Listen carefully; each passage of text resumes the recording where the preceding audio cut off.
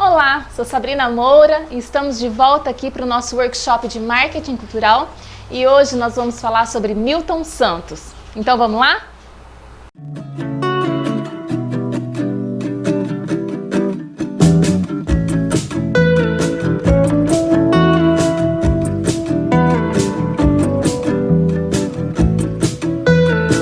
Olá, estamos aqui de volta para dar continuidade aos nossos assuntos relacionados à cultura de massa.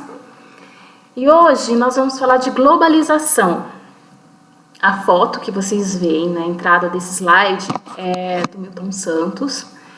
E nós iremos falar um pouquinho dele. Ele foi um grande pensador relacionado à globalização. E quando nós falamos em globalização, esse é um termo muito usado atualmente. Né? As pessoas falam, porque o mundo é globalizado, porque o mundo é globalizado. Mas a globalização é um fenômeno concreto e inevitável, mas que ele não acontece somente atualmente, nesses últimos anos, nesses últimos 30 anos. Não. É um fenômeno que ele vem desde muito tempo. A globalização ela acontece justamente porque ela é uma manifestação do sistema capitalista. E o que é sistema capitalista? É essas relações de mercado entre regiões e entre países. Então, o capitalismo, ele aconteceu de forma gradual, né? Foi com a formação dos burgos. O que seriam os burgos? Os pequenos centros comerciais, as pequenas cidades, lá na Baixa Idade Média, no século XIII até o século XV. Então, não é algo que aconteceu de um momento para outro. O capitalismo, ele aconteceu de forma muito gradual, gradativa ao longo dos anos, e a globalização também. Então, assim como o capitalismo vem sofrendo modificações, evoluções, a globalização também passa por essas evoluções. Quando o Império Romano iniciou suas conquistas, isso já se caracterizava como uma globalização, né? Porque eles saíram da sua região, do seu país e começaram a conquistar outras terras, a ter contato com outras culturas e estabelecer formas de trabalho, formas de comércio. E com a necessidade de comercialização dos produtos, iniciaram as navegações na era dos descobrimentos, né? Os navios mercantes que já faziam esse sistema de troca, esse sistema de comércio entre países. E aí, com o tempo, o que acontece? Veio a Revolução Industrial, né? E o que foi marcante nessa Revolução Industrial? Foi a descoberta de novos meios de transporte, de novas máquinas e do motor a vapor. E isso possibilitou que as pessoas chegassem mais rápido a outros lugares, permitindo mais ainda essa troca de informações, essa troca de cultura. Então você vê que assim, a globalização, ela começou lá atrás, na primeira formação dos burgos, juntamente com o sistema capitalista. Ela foi evoluindo. Na Revolução Industrial, quando vieram as máquinas a vapor, o trem de ferro, os meios de transporte mais rápido, que as pessoas começaram a se movimentar e começou a haver essa circulação de informação, essa circulação de conhecimento, essa circulação de cultura, é um passo também dessa chamada globalização. E aí aconteceu o boom da internet, né, que foi uma verdadeira quebra de fronteiras, uma quebra de barreiras. Hoje, com a internet, nós podemos fazer contato com diferentes pessoas de diferentes lugares, de diferentes países. E eu acho que é até por isso que o termo globalização ganhou tanto significado nos últimos anos, né? Mesmo não sendo um processo novo, um processo que aconteceu de uma hora para outra, não, a globalização vem evoluindo com os anos e a internet, ela realmente deu esse grande boom, esse grande salto na maneira de enxergar as relações com o mundo, de enxergar a globalização. Então, para a gente recapitular, aconteceu o surgimento dos burgos e os primeiros sistemas de troca, né, de dinheiro, da ideia do capital. Veio a era também, juntamente com o surgimento dos burgos, a era da navegação, com os navios mercantes, que levavam mercadorias de um lado para o outro, fazendo todo esse sistema de troca, estabelecendo as trocas começando a ter uma consciência de dinheiro, né, que veio com o surgimento dos burgos, então do capital mesmo, do ouro, de coisas de valor que podiam ser trocadas. Logo veio a revolução, né, depois de um tempo, veio a revolução industrial com motor, trens de ferro, contato das pessoas de uma forma mais rápida, em comparação ao que estava acontecendo antes, né? E aí o mundo digital que quebrou totalmente as fronteiras dos países. Até mais para frente, né, mesmo nessa aula, nós vamos conversar bastante sobre Milton Santos. Nós vamos conversar sobre Milton Santos e trazer alguns conceitos dele, né? Porque o Milton Santos tem uma vasta obra, eu teria que estudar muito para falar mais dele, mas é interessante saber de Milton Santos porque ele traz essa nova visão sobre a globalização. Então, num artigo, né, o artigo que ele escreveu junto com a Mônica Arroio, o professor Milton Santos, que chama Globalização, Regionalização, a proposta do Mercosul, que está no caderno de caderno técnico número 24, né? Ele diz: a vocação de mundializar as relações econômicas, sociais e políticas começa com a extensão das fronteiras do comércio no princípio do século XVI. Avança por saltos ao longo dos séculos de expansão capitalista para finalmente ganhar corpo no momento em que uma nova revolução científica e técnica se impõe e em que as formas de vida no planeta sofrem uma repentina transformação. As relações do homem com a natureza passam por uma reviravolta graças aos formidáveis instrumentos colocados à disposição do primeiro. O que ele diz, né, nesse artigo, né, nesse parágrafo? Ele diz exatamente isso, que os princípios da globalização não é algo que aconteceu nos últimos tempos. É algo que teve seus princípios lá atrás, no século XVI, com a extensão das fronteiras e do comércio. Só que atualmente, com essa revolução científica e técnica, que é a internet, a vida passou por uma transformação, né? Por uma reviravolta, graças a esses formidáveis instrumentos colocados à disposição do homem. Esse artigo está nesse link, né, que inclusive está no site do Milton Santos, que eu vou apresentar mais tarde também, na página 57. Marshall McLuhan, em 1964, ele trouxe em seus estudos um termo chamado aldeia global. Esse é o McLuhan. Quem que foi esse homem? Nós não vamos aprofundar na história dele, nem apresentar alguma obra dele, mas ele é muito importante quando se fala em globalização.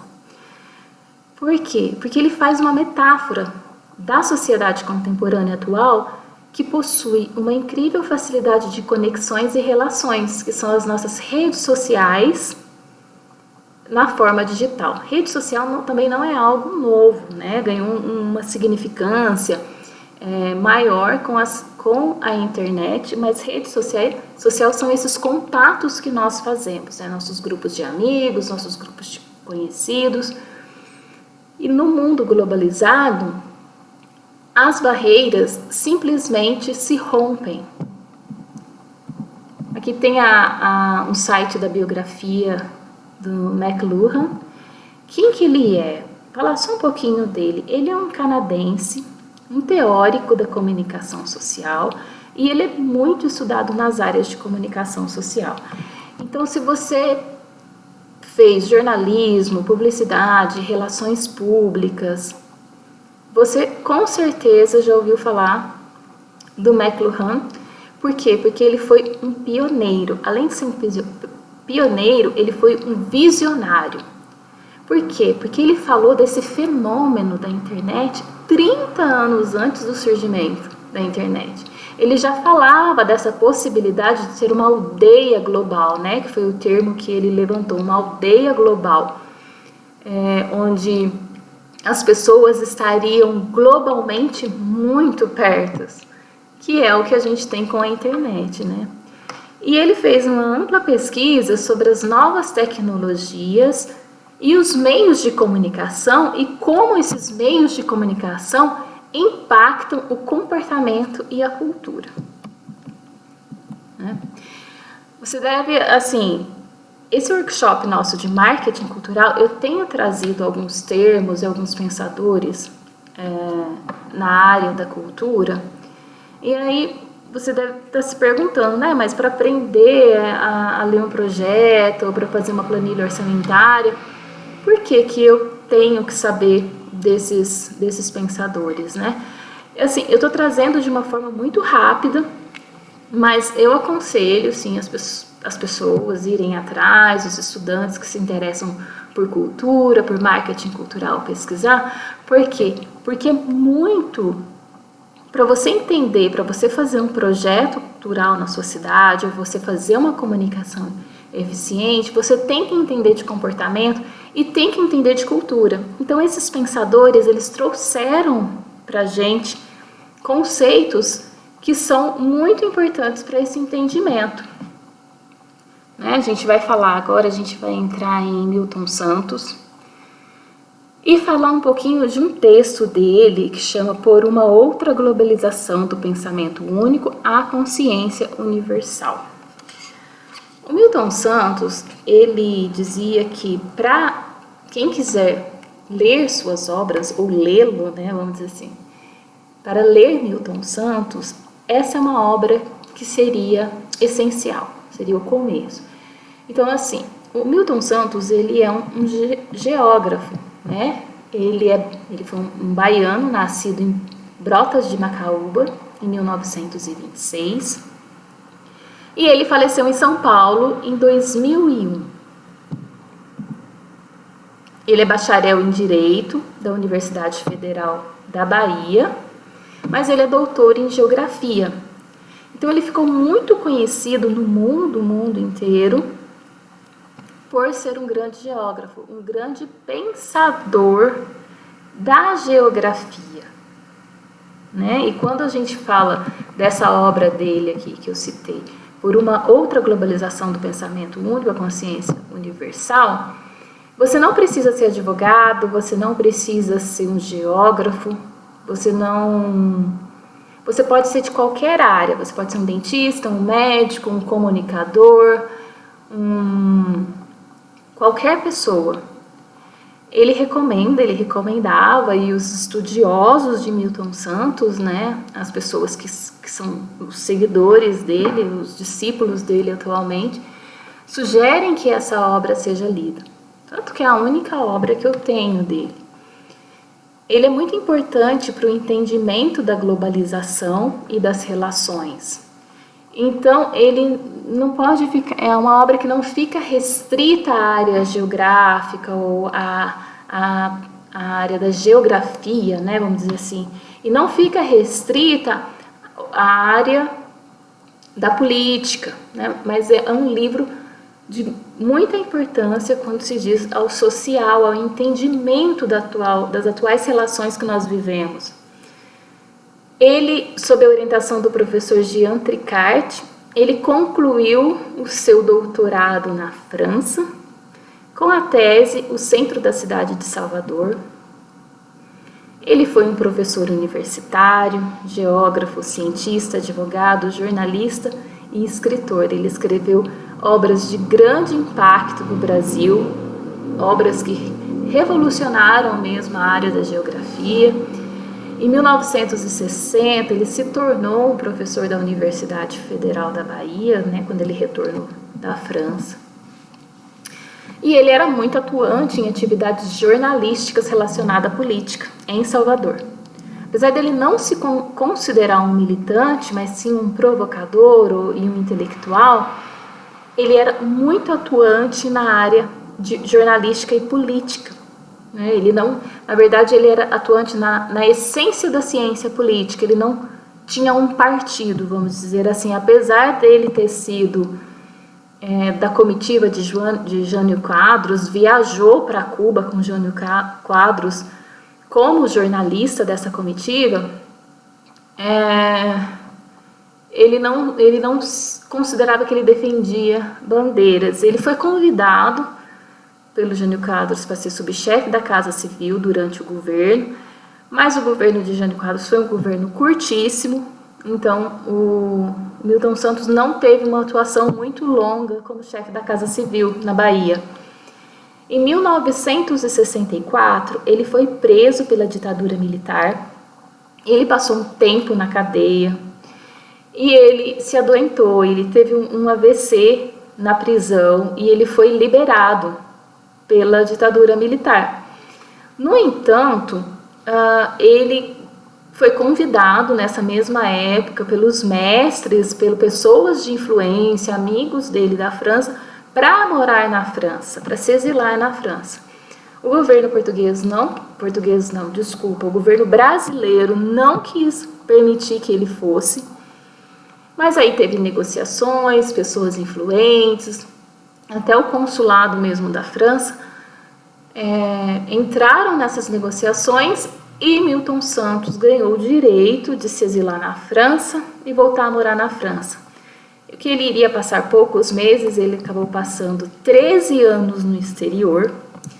E nesses 13 anos, ele viajou por diferentes lugares do mundo, fazendo seus estudos, tanto países ricos, desenvolvidos, Estados Unidos, Canadá, como países pobres na África, na América Latina. Ele fez uma observação de como que essas cidades funcionavam. Ele teve O Milton Santos, ele foi muito importante porque ele olhou a geografia por um outro lado, né? Ele não olhou a geografia só pelo relevo, né, as montanhas, os rios, mas ele partiu do pressuposto do humano, né, de como as cidades se formavam a partir do humano, do ser humano. Ele realizou pesquisas importantes, pesquisas muito reconhecidas internacionalmente. Ele esteve no MIT, no Massachusetts Institute of Technology, nos Estados Unidos, entre outras universidades importantes no mundo. Ele foi honrado por trabalhos relacionados à urbanização do terceiro mundo, né? Como que ele avaliava a urbanização do terceiro mundo, e sobre os seus estudos sobre globalização, que é o que nós vamos falar um pouquinho nessa aula. Ele é conhecido como o maior pensador da história da geografia no Brasil e um dos maiores do mundo. O Milton Santos é um orgulho para a nação, porque ele escreveu obras muito importantes, mais de 40 livros, mais de 300 artigos, que são muito impactantes e que movimentaram mesmo a questão dos estudos geográficos no Brasil e sobre a globalização. Quando ele retornou ao Brasil, ele criou o Laboratório de Gemologia e Estudos Regionais, com apoio dos seus mestres, e em 1978, já no Brasil, ele publicou uma obra importantíssima que chama Por uma Geografia Nova, que pedia a renovação da ciência geográfica no Brasil. Ele recebeu prêmios importantes, que foi prêmios que são considerados o Nobel, né, da geografia, Nobel da Geografia. Ele foi o único latino-americano. a receber esse prêmio. Então, assim, é um prêmio, é motivo de bastante orgulho pra gente, né?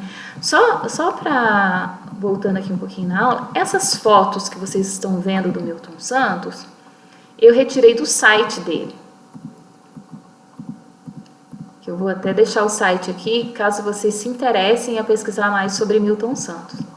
Essa foto que ele está sorrindo aqui, ele está na Argentina, né? Ele escreveu mais de 40 livros e mais de 300 artigos, e ele não se intitulava um militante, apesar dele ter escrito sobre relações políticas e ter escrito bastante sobre as classes menos privilegiadas, os pobres, né? Ele não se intitulava militante, mas ele se intitulava como um intelectual provocador. E com certeza os livros dele, as obras dele, as frases dele são muito provocadoras. Tem uma entrevista que ele faz com o Jô Soares, que depois a gente pode mostrar um pouquinho aqui na aula, que é muito,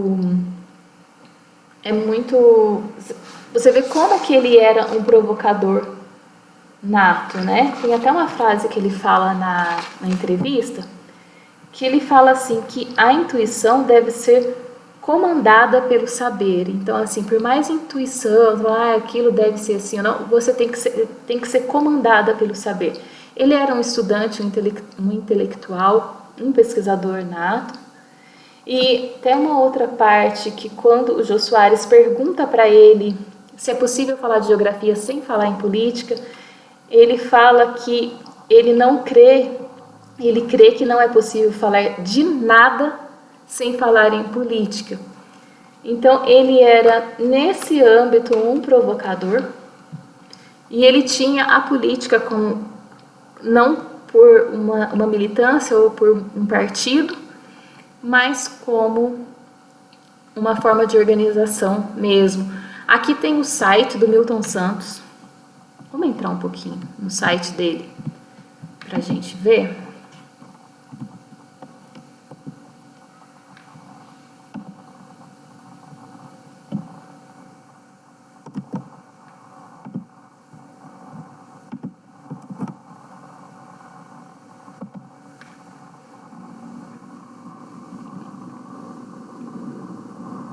Vamos entrar aqui, esse aqui é o site do Milton Santos, onde eu peguei as fotos, onde eu peguei o texto, né? Aqui você vê em textos, você consegue ter vários textos escritos por Milton Santos. Aí você vai clicando aqui.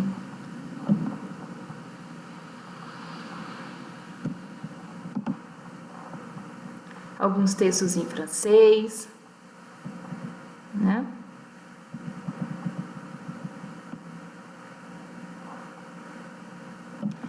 Olha a maneira como ele pensava a geografia, o texto dele, a totalidade do diabo, como as formas geográficas difundem o capital e mudam estruturas sociais. Então ele via a geografia a partir do humano, da cultura à indústria cultural, que é um texto que nos interessa. Nós falamos de indústria cultural algumas aulas atrás. Aqui nesse texto, sobre a indústria cultural. É um textinho de uma página, vale a pena ler. Caso vocês tenham intenção de... A pessoa que trabalha com cultura tem que conhecer um pouquinho de Milton Santos. Olha só o que ele diz sobre cultura. Vamos ler esse trechinho aqui. Abre aspas. O Ministério da Cultura deveria promover uma reflexão nacional e pluralista sobre a questão. E em sua falta, as universidades públicas bem poderiam fazer jus à sua vocação e corajosamente assumir a responsabilidade da iniciativa. Não dá mais para fazer de conta que o problema não existe.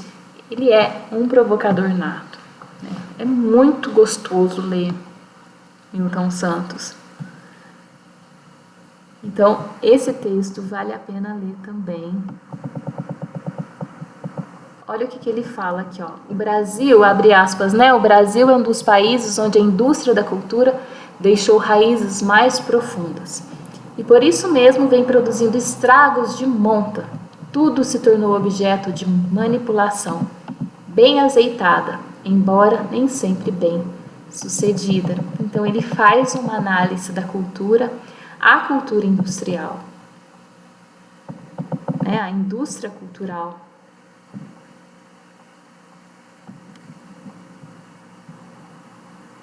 Vamos só ler mais esse trechinho antes de continuar. Ó.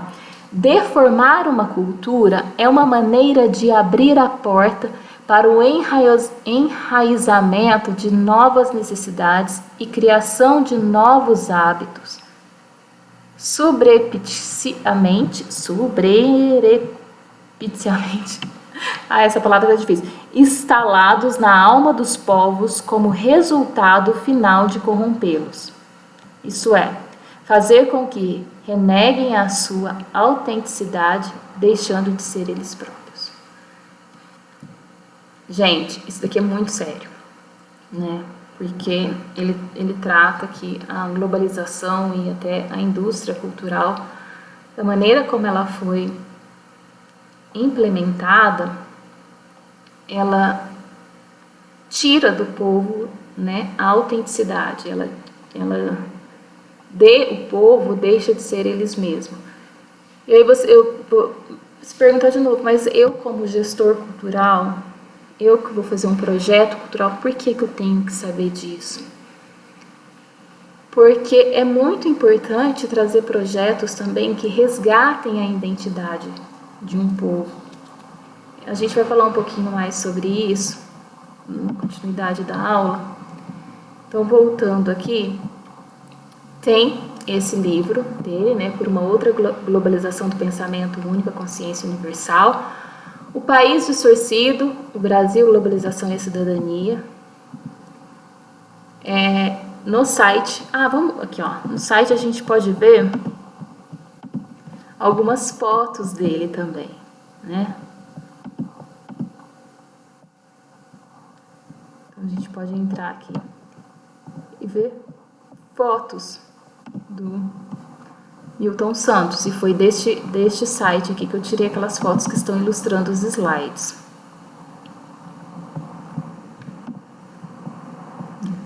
Aqui é uma foto dele na Universidade de Barcelona, recebendo um título de honra. É um orgulho mesmo, né? Maravilha. Opa!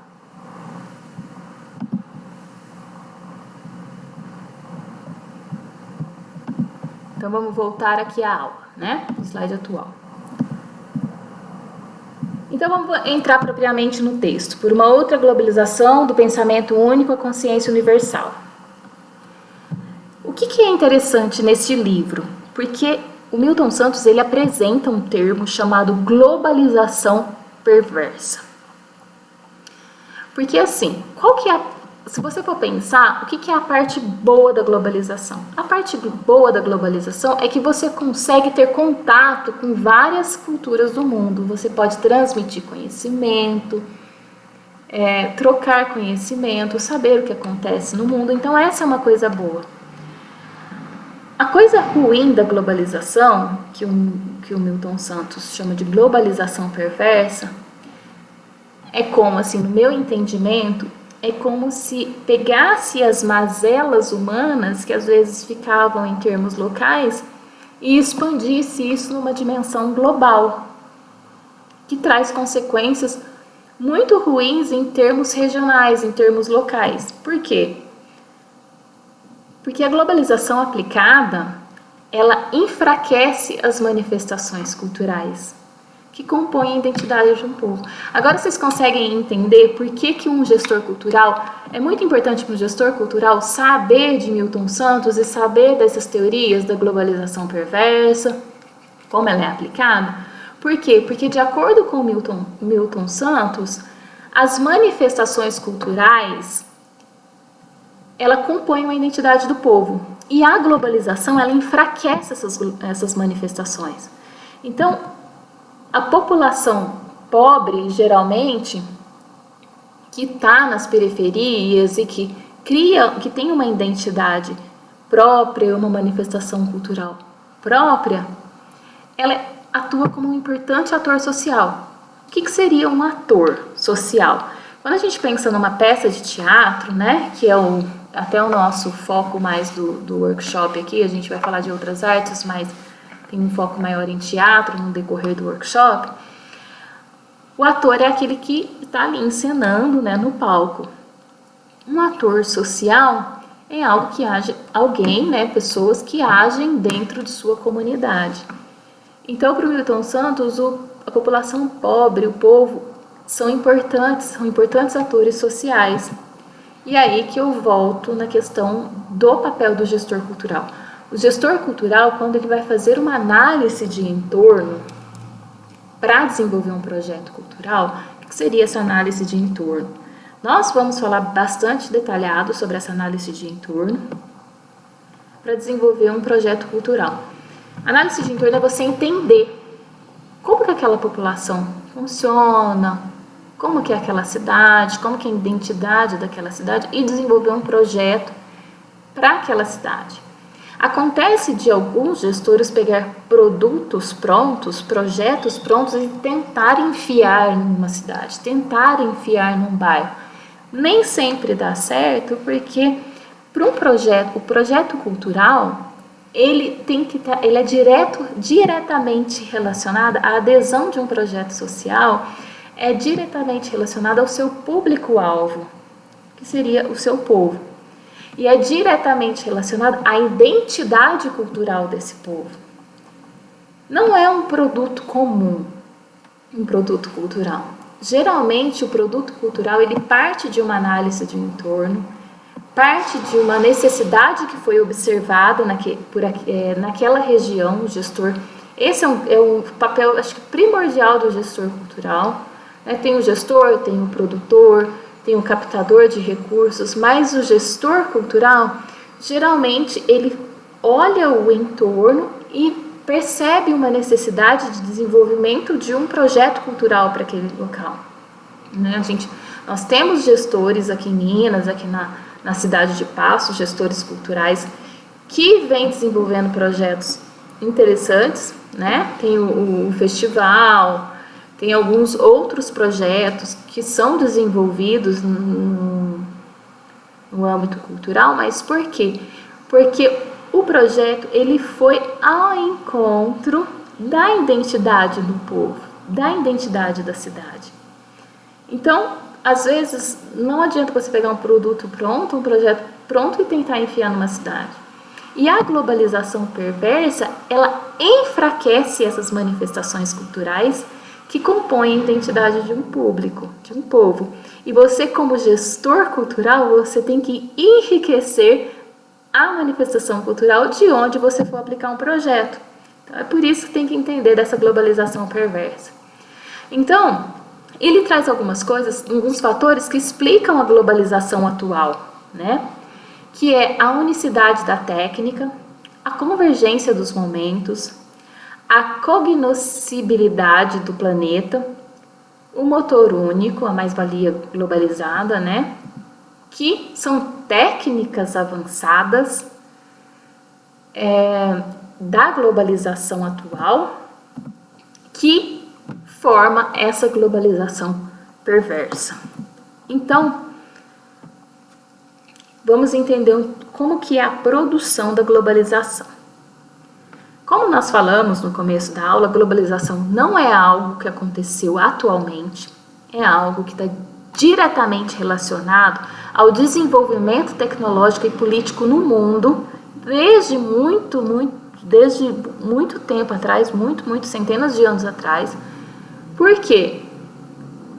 Porque esse desenvolvimento tecnológico permitiu também a evolução da globalização.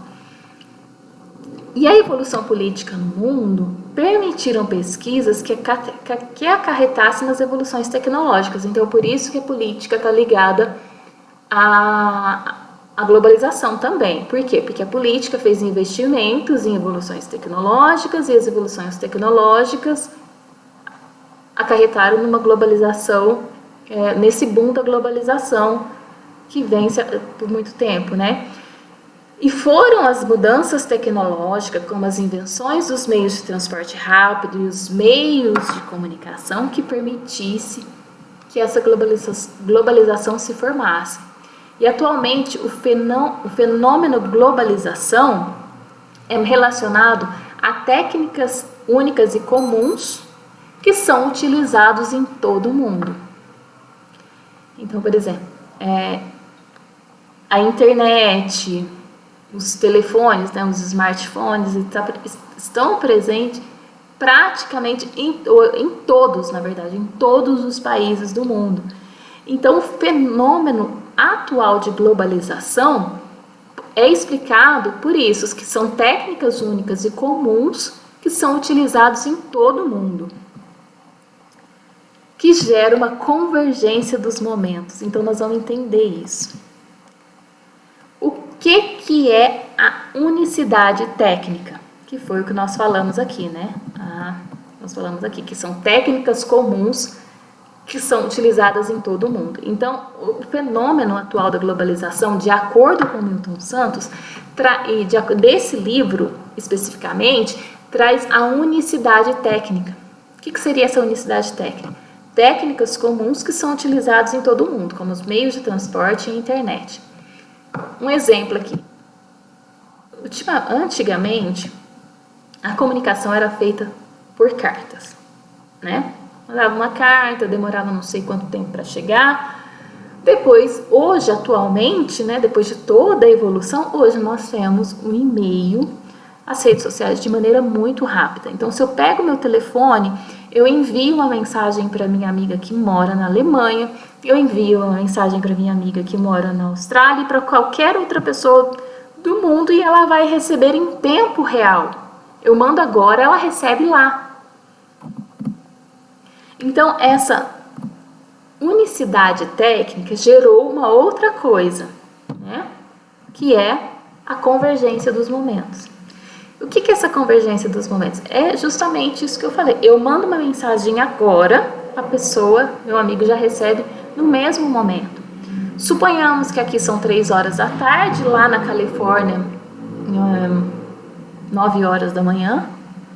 E, exemplo, tá? Eu não sei exatamente o horário, mas eu mando uma mensagem agora, 3 horas da tarde, lá é 9 horas da manhã, ela vai receber. Então, dá uma convergência dos momentos, que é como se não existisse mais nessa globalização atual um fuso horário. A gente sabe que existe um fuso horário, mas há uma percepção do tempo real. Tem uma unicidade do tempo. É uma informação instantânea. A carta, quando ela saía de lá, ela demorava 3, 4 dias, não sei, para chegar em outro lugar, ela já chegava num determinado tempo. Então, tinha essa noção de diferentes horários. Mas com essa convergência dos momentos, nós temos a sensação que não existe horários diferentes. Tudo é instantâneo e tudo é igual. E o que isso, na verdade, acarreta?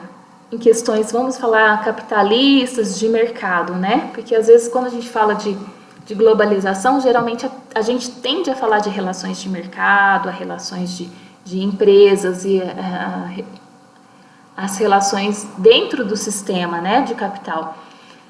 Então, é possível você trabalhar com um colega em outro país no mesmo espaço de tempo. Eu já fiz projeto com amigos meus nos Estados Unidos que a gente conversou em tempo real. Então, isso possibilita essa convergência de momentos.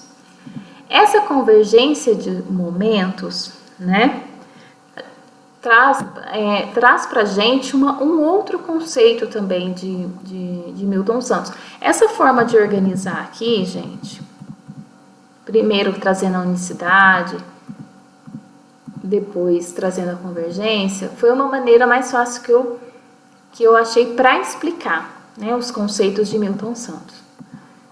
Não necessariamente que precisa estar nessa ordem, né? Então, a cognoscibilidade do planeta, né, devido a essa convergência de momentos e devido a essas informações rápidas e instantâneas, o que acontece? O planeta, o mundo, ele é facilmente conhecido. Ele é facilmente conhecido. Então, a gente pode acessar um satélite, um Google Maps, viajar pelo mundo inteiro com esse recurso da internet.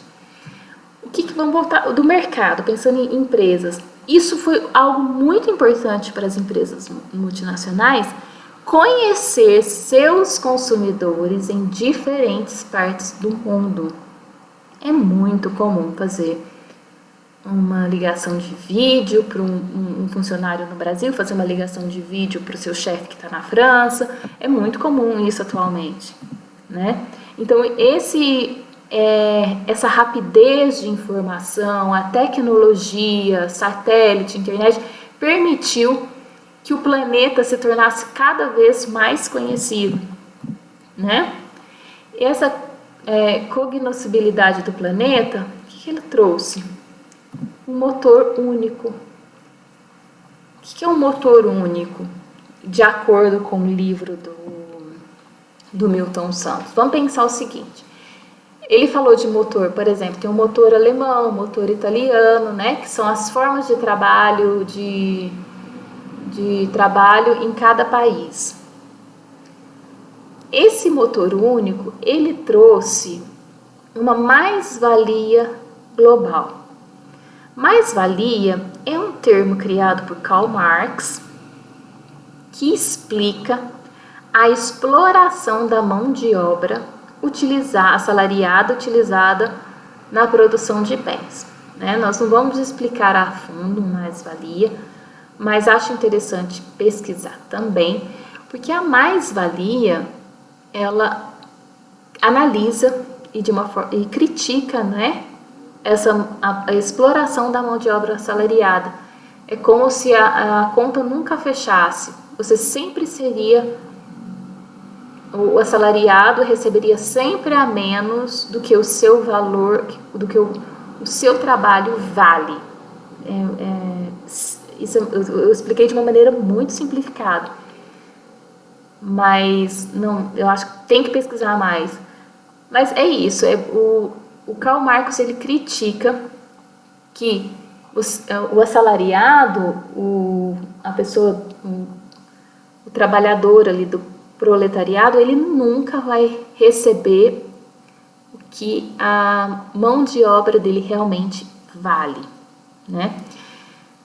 E esse motor único, o que ele possibilitou, de acordo com o Milton Santos? Ele possibilitou uma produção em escala global por empresas multinacionais, né? Então, há uma mundialização do produto, das informações e do dinheiro. Antes, as relações de dinheiro ficavam mais restritas localmente. As relações de produto eram mais restritas localmente, mas agora não. Agora a relação de dinheiro e de informações é a nível global. Então, há uma globalização desse motor, ou seja, atualmente, com a globalização atual, há um motor universal. Então, só para relembrar, fatores que explicam a globalização atual é a unicidade da técnica, que é a técnica utilizada aqui no Brasil, é a técnica utilizada em todos os lugares do mundo, que gera uma convergência de momentos. A gente já não tem, a relação nossa com o tempo mudou, né, porque as coisas se tornaram instantâneas. O planeta, ele é mais facilmente conhecido, isso é de interesse das empresas multinacionais, porque elas podem implementar seus produtos em em diferentes lugares, mas traz esse motor único, né? Que é a mais-valia globalizada, não é mais uma mais-valia local, ou seja, o assalariado ele passa a ser explorado de maneira globalizada, que ele chama de globalização perversa. Por que eu falo técnicas avançadas?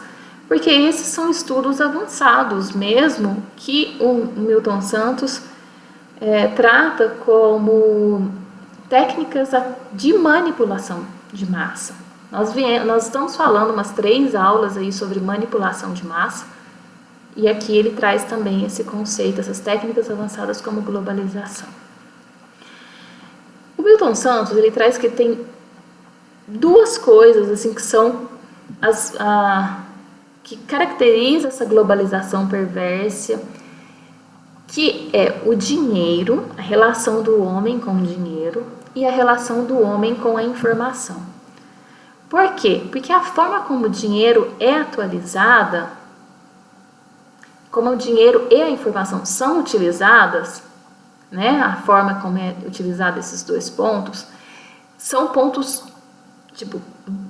categóricos mesmo, são pontos cruciais para perversidade.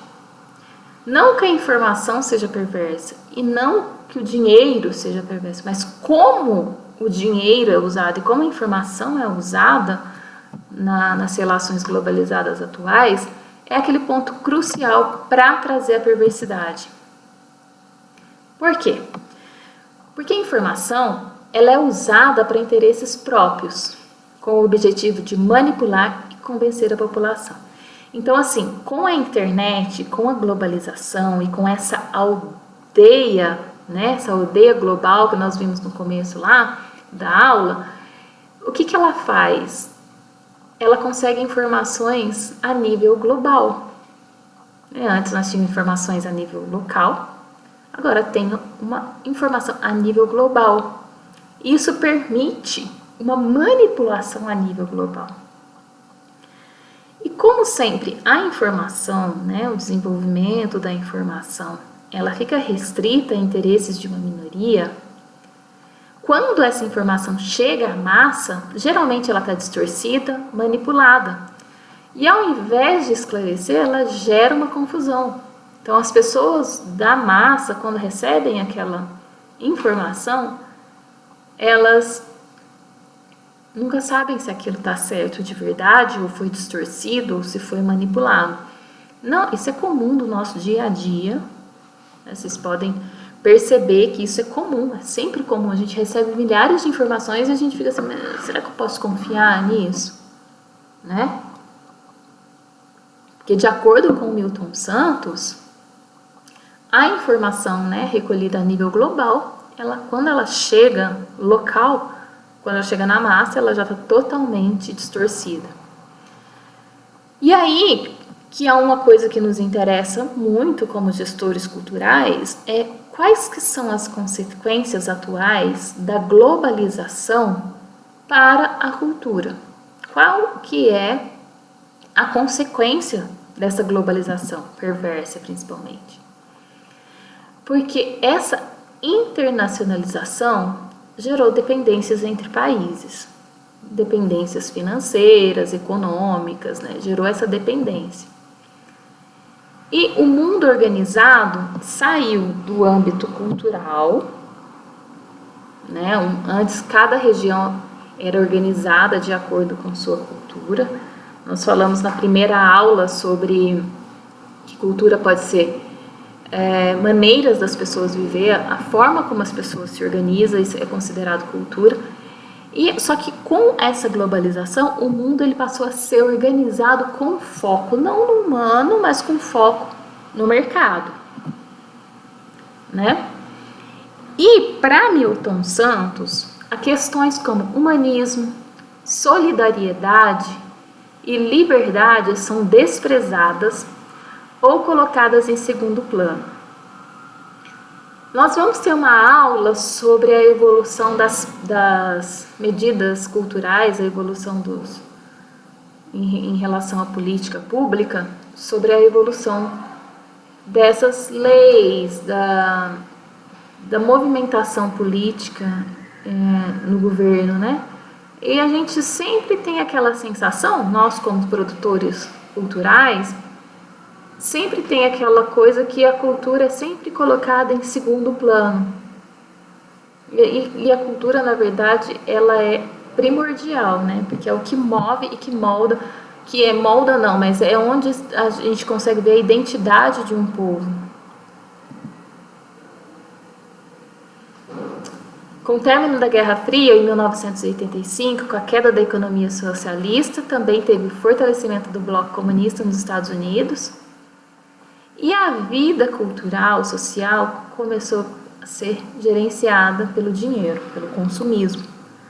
Antes mesmo da Guerra Fria, né, quando a gente falou lá da escola de Frankfurt, já tinha os pensadores, o Adorno e o Max Horkheimer, eles já tinham percebido, né, trazido essa questão à tona, que a vida cultural ela já não estava mais fundamentada numa exclusividade,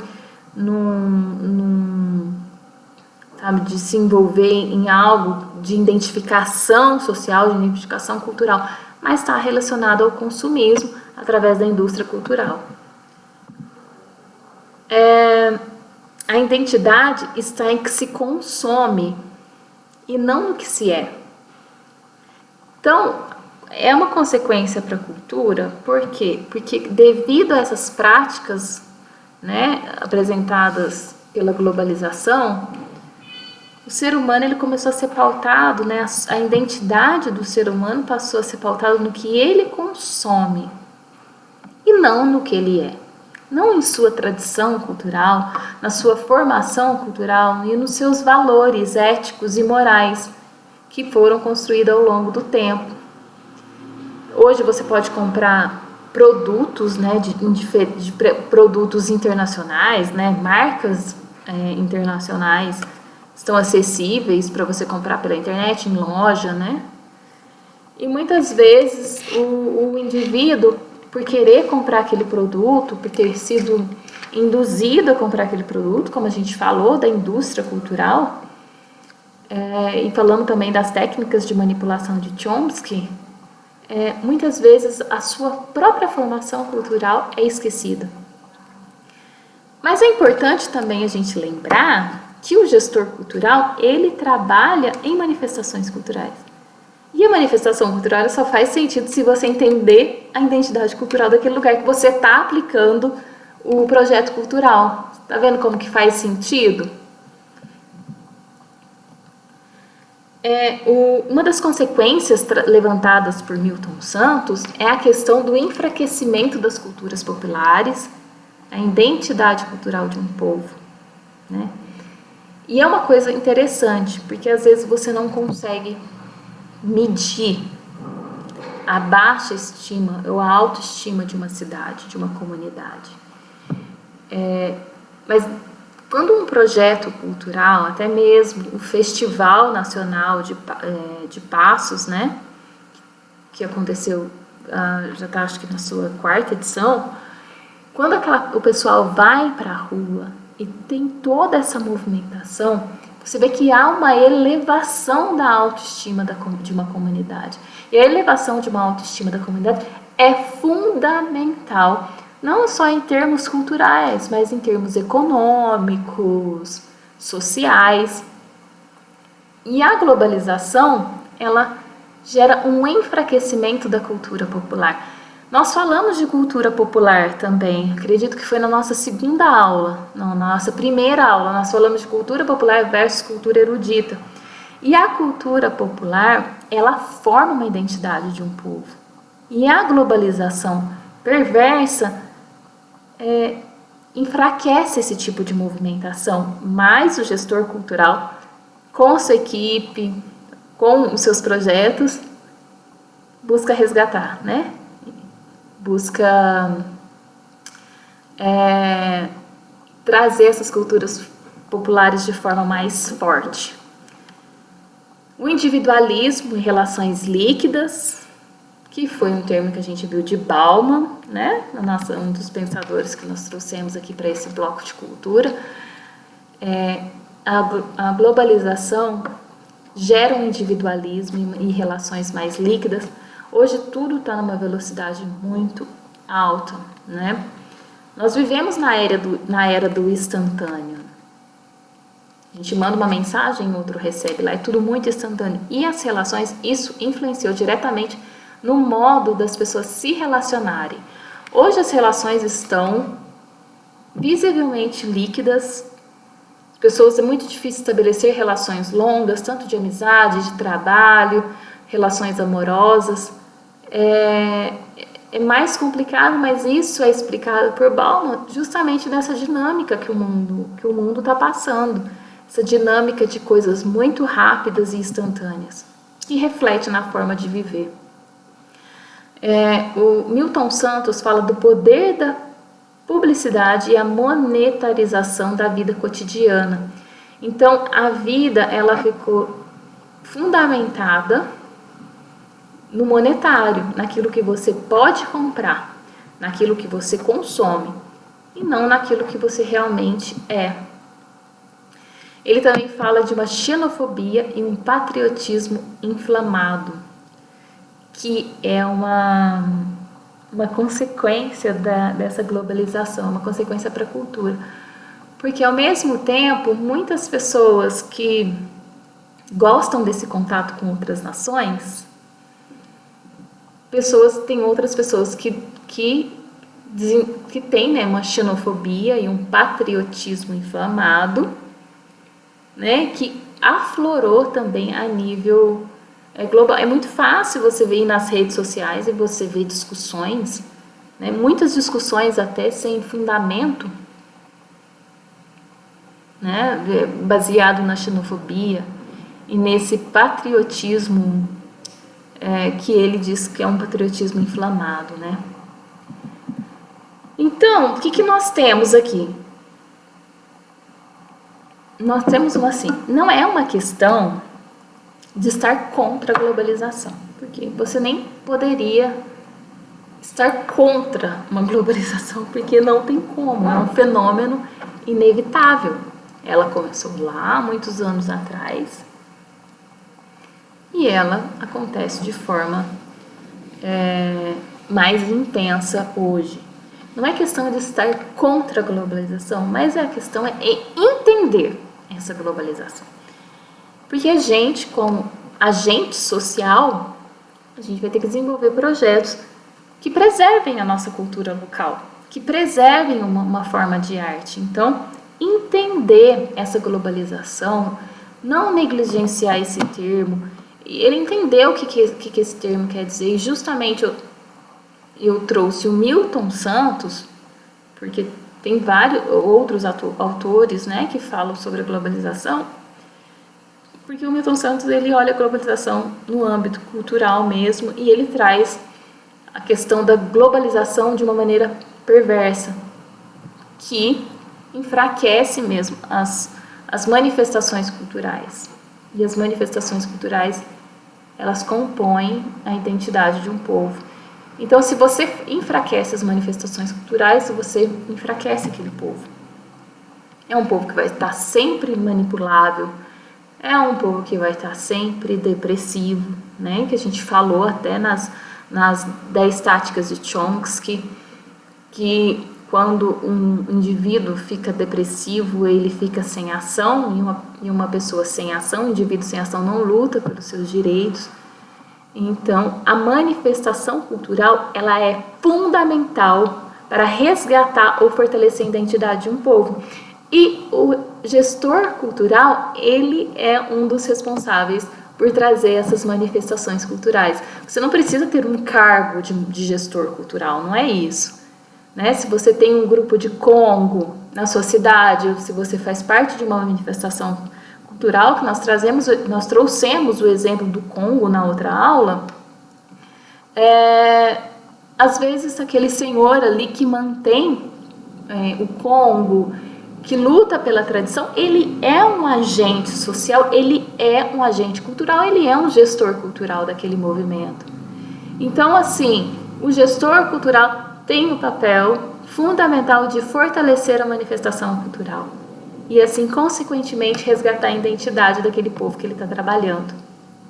Tem uma frase do Milton Santos, né, na página 65, abre aspas, a globalização mata a noção de solidariedade, devolve o homem à condição primitiva do cada um por si e como se voltássemos a ser animais da selva. Reduz as noções de moralidade pública e particular a um quase nada, né? Nós falamos de Chomsky, né? Chomsky até fala, né, que quando você está muito distraído, né, uma das regras de Chomsky, que é a distração, você praticamente fica tão distraído que você não pensa, você não raciocina, você é reduzido a como se você estivesse de volta à granja, como diz Chomsky, né, de volta à granja com os outros animais. E voltando ainda um pouquinho em Bauman, para a gente relembrar, né, do conceito generalista sobre cultura de Bauman, que ele fala que uma das coisas que nos diferencia dos animais é a nossa capacidade de pensar.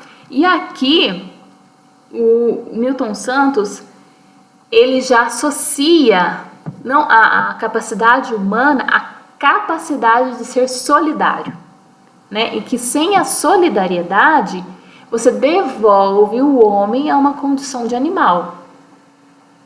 É como se nós voltássemos a ser animais da selva, né? Então, vamos pensar nessas três relações, desses três pensadores.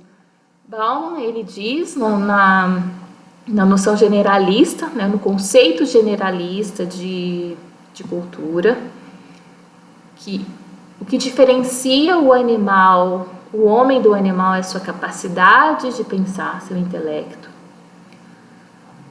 O Chomsky, ele traz a questão de que se você está muito distraído, se você está manipulado por aquelas 10 táticas de manipulação, né, a manipulação do público que ele traz, você volta à granja com os outros animais.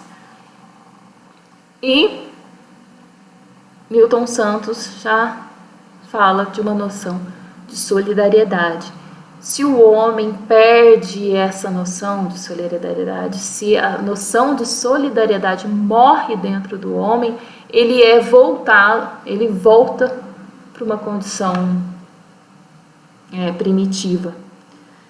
Ele diz que as noções de moralidade pública e particular são reduzidas a quase nada. Então, é praticamente isso, né?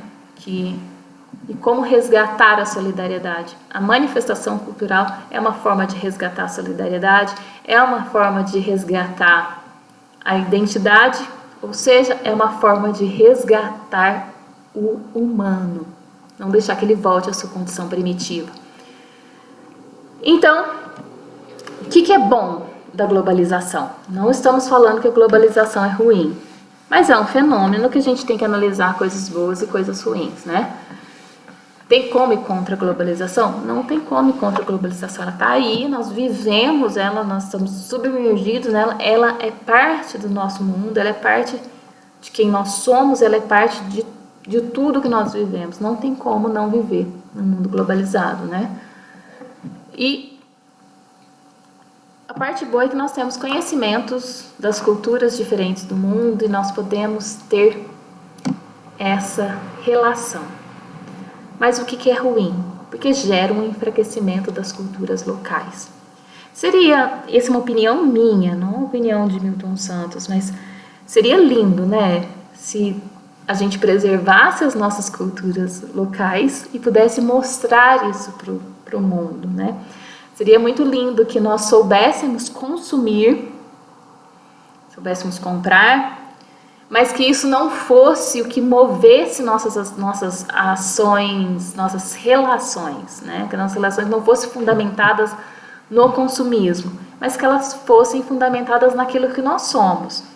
E quando nós falamos do que nós somos, nós voltamos a falar de identidade, né? Identidade de um povo. Então, seria lindo se cada região, né, a África, o Peru, a Europa, o Japão, aqui no Brasil nós tivéssemos nossas manifestações culturais e nossa identidade muito fortalecida e que isso fosse mostrado para o povo. Mas não é bem assim que acontece, né? A gente sofre influências, tem a mídia, tem o consumismo, né, que enfraquece. Então, Milton Santos também diz, né, que abre aspas, nas novas condições de técnicas deveriam permitir a ampliação do conhecimento do planeta, dos objetos que o formam, das sociedades que habitam e dos homens na sua realidade intrínseca, ou seja, no seu íntimo interior. O que é transmitido à maioria da humanidade é de fato uma informação manipulada que ao invés de esclarecer, em lugar de esclarecer, confunde. Fecha aspas. Aqui foi justamente o que nós falamos, né?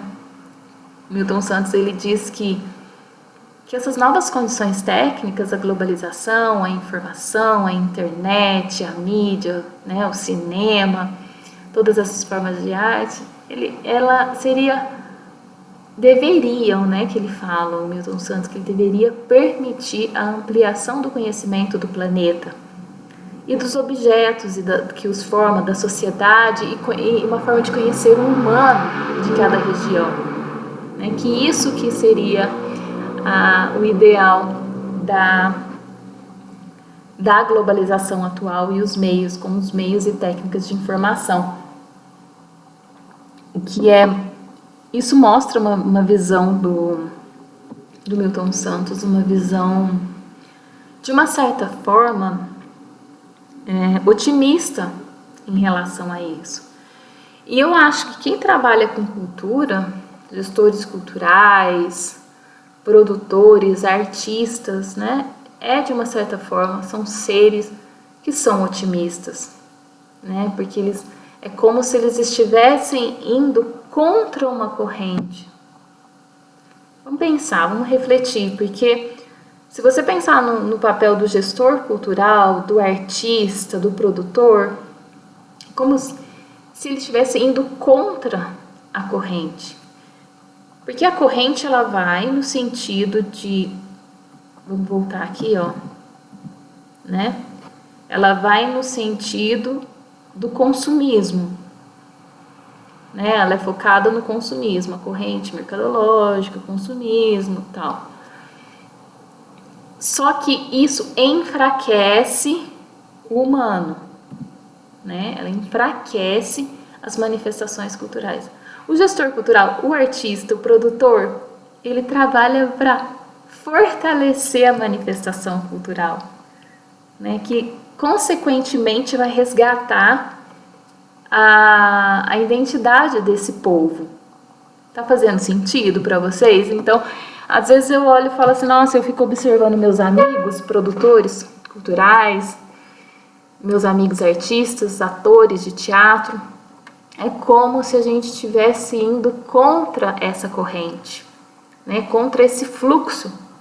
Todo mundo indo por um lado, né? A globalização perversa indo de uma forma para enfraquecer a manifestação cultural e nós trabalhando para fortalecer a manifestação cultural. Nós não deixamos de ser pessoas muito otimistas, né? Aí eu faço uma pergunta, né? Porque quem está assistindo o workshop com certeza é um gestor cultural. Nossa, vou gastar eu aqui o negócio.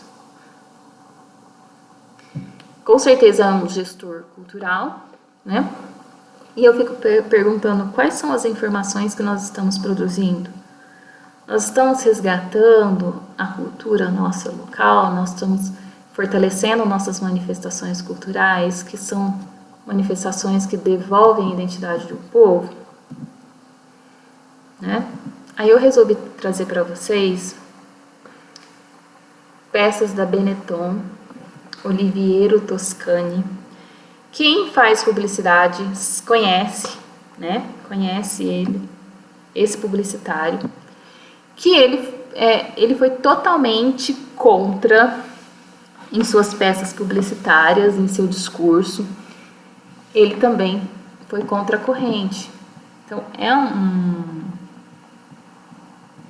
vamos dar uma olhadinha aqui no site.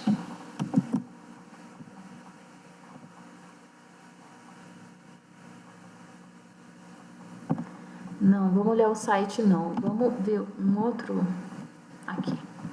Uma sugestão. Aqui tem uma sugestão do Estadão.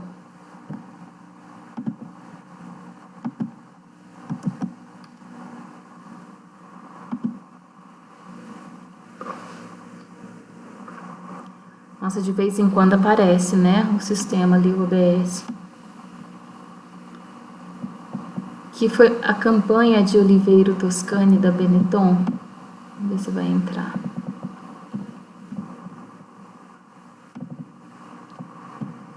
Que ele traz uma propaganda assim.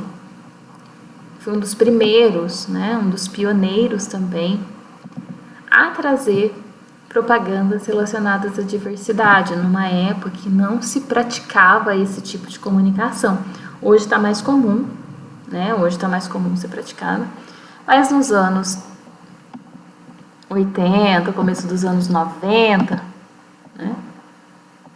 Que não tem a data dessa peça publicitária, mas ele trouxe isso, que foi uma revolução.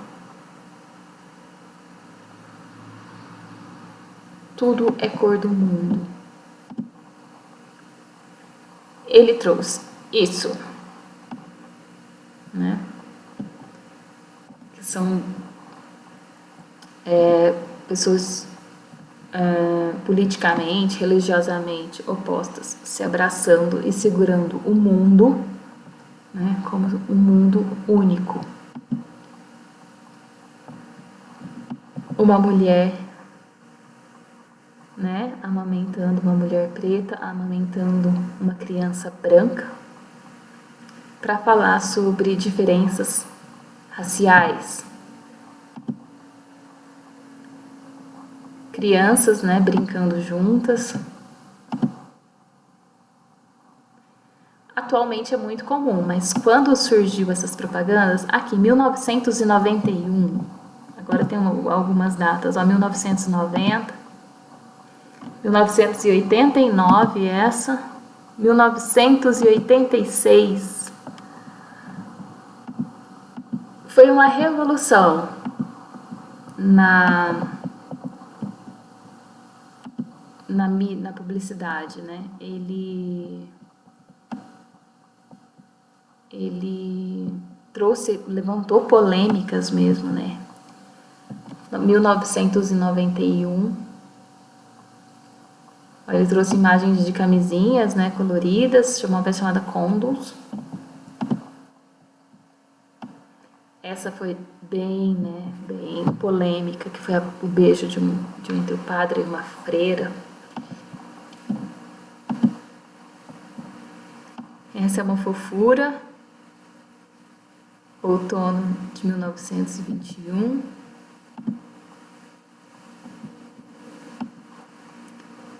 Newborn Baby, a vida como ela é.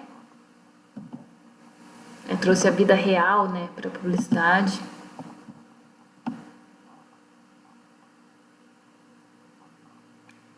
Isso daqui foi uma foto de 1990. Os refugiados tentando fugir da Guerra Civil na Libéria. Vamos ver do que essa fala. Trouxe uma foto com um soldado com um osso. Pesada, né? Ele carrega um osso humano como cacetete. Vamos ver o que essa fala. Ele levanta a questão da AIDS.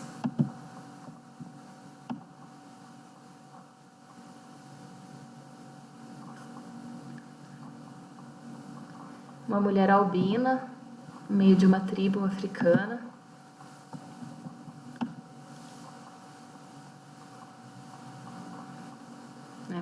anos dos 1993, a AIDS era assustadora, né?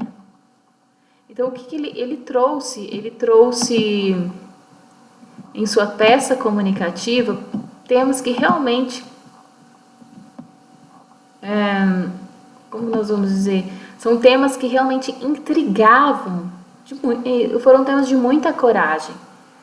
Atualmente é mais fácil falar disso, mas nos anos 90 não se falava muito assim. E olha só, quando ele volta ao tema das diferenças raciais, ele apresenta os corações humanos que não tem diferença, né? O branco, o preto e o amarelo, né? Outra temática que ele traz. Aqui ele já aborda a questão da fome.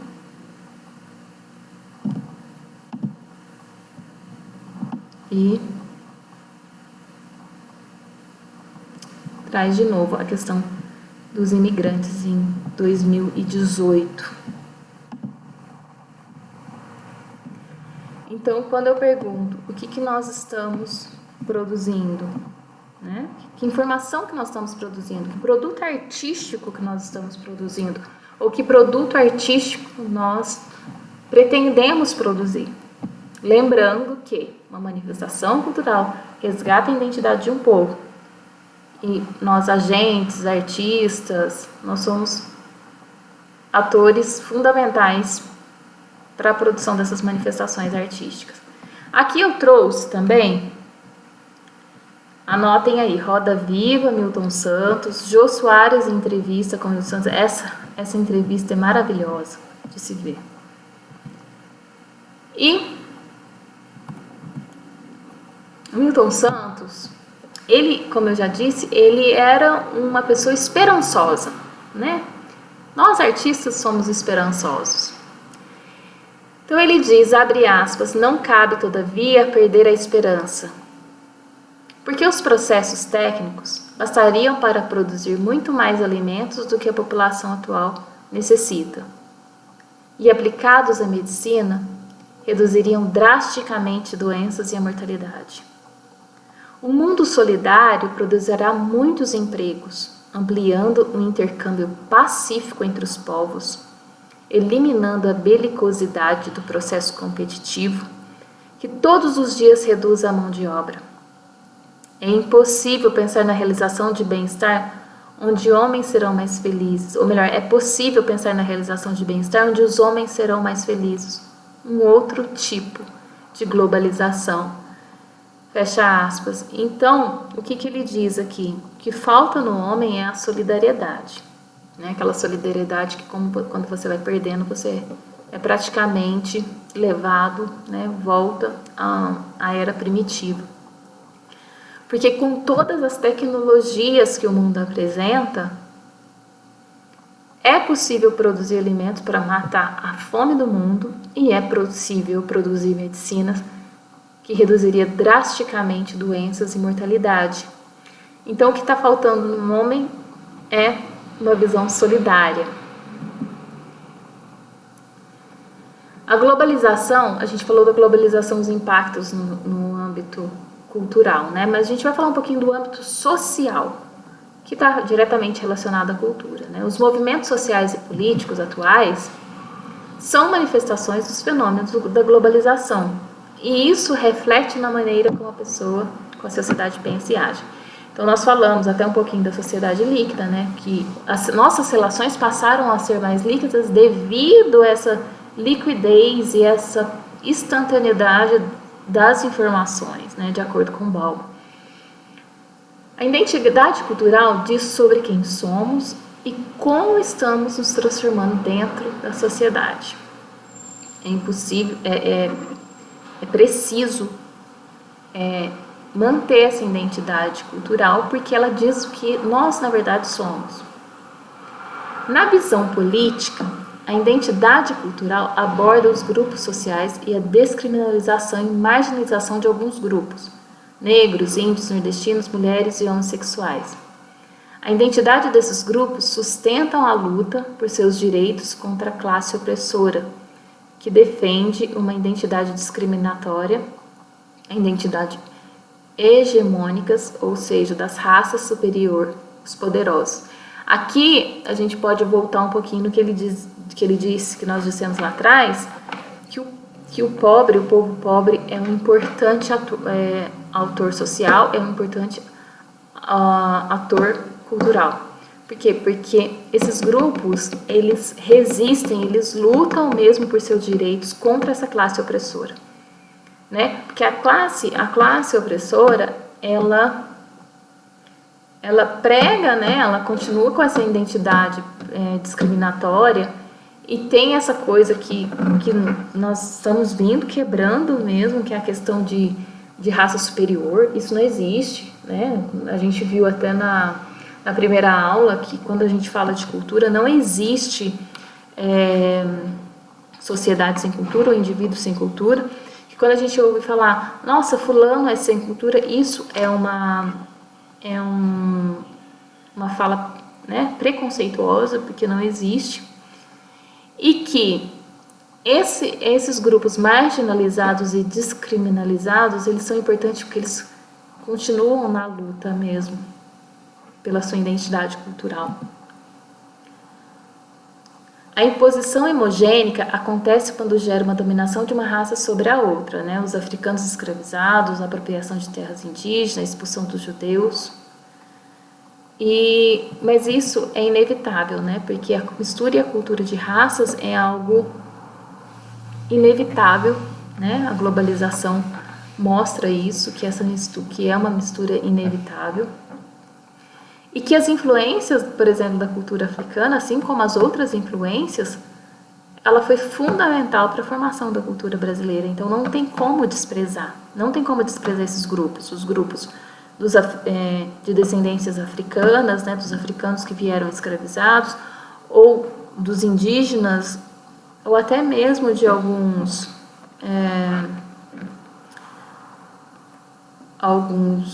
europeus, né, que fugiram da guerra, ou japoneses que vieram para cá. Isso formou a nossa identidade cultural, né? Então não tem como desprezar.